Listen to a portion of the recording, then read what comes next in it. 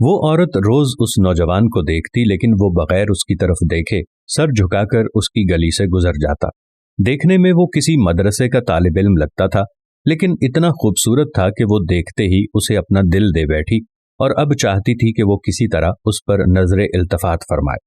لیکن وہ اپنی مستی میں مگن سر جھکائے زیر لب کچھ پڑھتا ہوا روزانہ ایک مخصوص وقت پر وہاں سے گزرتا اور کبھی آنکھ اٹھا کر بھی نہ دیکھتا۔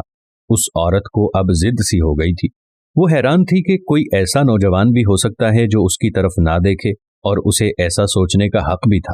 وہ اپنے علاقے کی سب سے امیر اور خوبصورت عورت تھی، خوبصورت اتنی کہ جب وہ باہر نکلتی تو لوگ اسے بے اختیار دیکھنے پر مجبور ہو جاتے۔ اسے حیرت تھی کہ جس کی خوبصورتی کو دیکھنے کے لیے لوگ ترستے ہیں، وہ خود کسی کو پسند کرے اور وہ مائل نہ ہو، اس کی طرف دیکھنا گوارا نہ کرے۔ اپنی انا کی شکست اور خوبصورتی کی توہین پر وہ پاگل ہو گئی اور کوئی ایسا منصوبہ سوچنے لگی جس سے وہ اس نوجوان کو حاصل کر سکے اور اس کا غرور توڑ سکے۔ آخر کار شیطان نے اسے ایک ایسا طریقہ سمجھا دیا جس میں پھنس کر وہ نوجوان اس کی بات مانے بنا رہ ہی نہیں سکتا تھا۔ اگلے دن جب وہ نوجوان اس گلی سے گزر رہا تھا تو ایک عورت اس کے قریب آئی اور کہنے لگی، بیٹا میری مالکن تمہیں بلا رہی ہے۔ نوجوان نے کہا کہ اماں جی آپ کی مالکن کو مجھ سے کیا کام ہے؟ اس عورت نے کہا کہ بیٹا اس نے تم سے کوئی مسئلہ پوچھنا ہے، وہ مجبور ہے، خود باہر نہیں آ سکتی۔ نوجوان اس عورت کے ساتھ چلا گیا۔ اس کے وہم و گمان میں بھی نہیں تھا کہ جو عورت اسے بلا رہی ہے اس کا منصوبہ کیا ہے، وہ کیا چاہتی ہے۔ وہ تو اپنی فطرتی سادہ دلی کی وجہ سے اس کی مدد کرنے کے لیے چلا گیا۔ اس کے ذہن میں تھا کہ شاید کوئی بوڑھی عورت ہے جو اپنی کسی معذوری کی وجہ سے باہر آنے سے قاصر ہے۔ نوکرانی نے اسے ایک کمرے میں بٹھایا اور انتظار کرنے کا کہہ کر چلی گئی۔ تھوڑی دیر بعد کمرے میں وہی عورت داخل ہوئی۔ نوجوان نے بے اختیار اپنی نظریں جھکا لیں کیونکہ اندر آنے والی عورت بہت خوبصورت تھی۔ نوجوان نے پوچھا، جی بیوی آپ نے کون سا مسئلہ پوچھنا ہے؟ عورت کے چہرے پر ایک شیطانی مسکراہٹ آ گئی۔ اس نے اپنے دل کا حال کھول کر رکھ دیا اور کہا کہ میری سب سے بڑی خواہش یہ ہے کہ میں ایک دفعہ تمہیں حاصل کر لوں۔ نوجوان یہ بات سن کر کانپ گیا اور کہنے لگا کہ اللہ کی بندی، اللہ سے ڈرو، کیوں گناہ کی طرف مائل ہو رہی ہو؟ اس نے عورت کو بہت سمجھایا لیکن عورت پر تو شیطان سوار تھا۔ اس نے کہا کہ یا تو تم میری خواہش پوری کرو گے یا پھر میں شور مچاؤں گی کہ تم نے زبردستی میرے گھر میں داخل ہونے کی کوشش کی اور میری عزت پر حملہ کیا۔ نوجوان یہ بات سن کر بہت پریشان ہوا۔ اسے اپنی عزت کسی بھی طرح محفوظ نظر نہیں آ رہی تھی۔ اس کی بات مانتا تو گنہگار ہوتا اور نہ مانتا تو لوگوں کی نظروں میں برا بنتا۔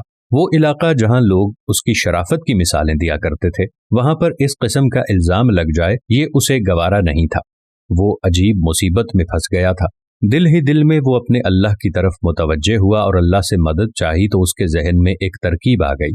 اس نے عورت سے کہا کہ ٹھیک ہے، میں تمہاری خواہش پوری کرنے کے لیے تیار ہوں، لیکن پہلے مجھے بیت الخلا جانے کی حاجت ہے۔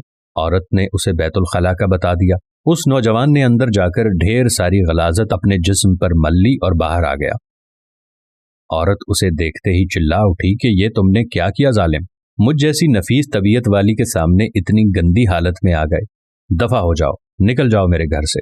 نوجوان فوراً اس کے گھر سے نکل گیا اور قریب ہی ایک نہر پر اپنے آپ کو اور اپنے کپڑوں کو اچھی طرح پاک کیا اور اللہ کا شکر ادا کرتا ہوا واپس مدرسے چلا گیا۔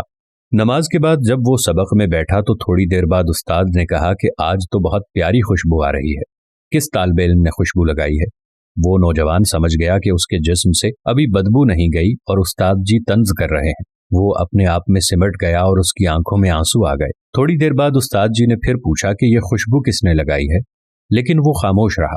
آخر استاد نے سب کو ایک ایک کر کے بلایا اور خوشبو سونگھنے لگا۔ اس نوجوان کی باری آئی تو وہ بھی سر جھکا کر استاد کے سامنے کھڑا ہو گیا۔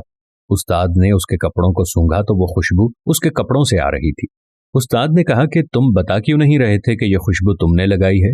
نوجوان رو پڑا اور کہنے لگا کہ استاد جی اب اور شرمندہ نہ کریں، مجھے پتا ہے میرے کپڑوں سے بدبو آ رہی ہے، لیکن میں مجبور تھا۔